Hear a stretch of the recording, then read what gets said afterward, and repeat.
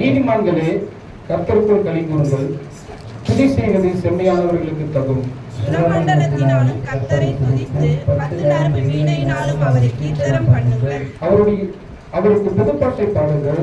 ஆனந்த சத்தத்தோடு வாக்கியங்களை நேர்த்தியாய் வாசியுங்கள். கர்த்தருடைய வார்த்தை உத்தமமும் அவருடைய செய்கையெல்லாம் சத்தியமாய் இருக்கிறது. அவர் நீதியிலும் நியாயத்திலும் பிரியப்படுகிறார். பூமி கர்த்தருடைய காரணத்தினால் நிறைந்திருக்கிறது. கர்த்தருடைய வார்த்தையினால் வானங்களும் அவருடைய வாயின் சுவாசத்தினால் அவைகள் சர்வ சேனையும் உண்டாக்கப்பட்டது.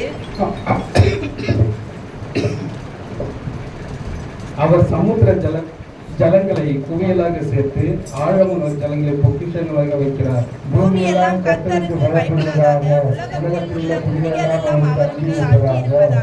அவர் சொல்ல ஆகும், அவர் கட்டளையிட நிற்கும். கர்த்தர் ஜாதிகளின் ஆலோசனையை விருதாவாக்கி ஜனங்களுடைய நினைவுகள் அவமாக்குகிறார்.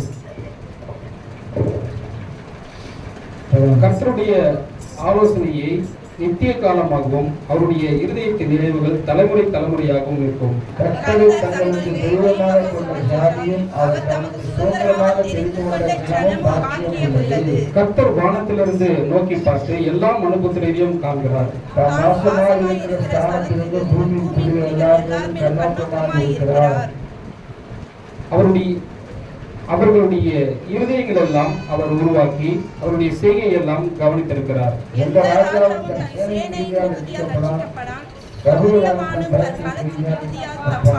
ரட்சிப்பதற்கு குதிரை விருதா, அது தன் மிகுந்த வீரியத்தால் தப்புவியாது. தனது பயந்து தனது குருவைக்கு காத்திருக்கவும் பட்சத்தில் அவர்களை உயிரோடு காக்கவும் அவருடைய கண் அவர்கள் நோக்கமாயிருக்கிறது.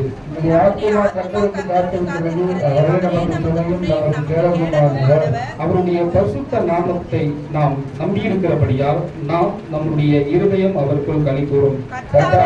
நாங்கள் நம்பியிருக்கிறபடியே உங்களுடைய கிருபை எங்கள் மேல் இருப்பதாக.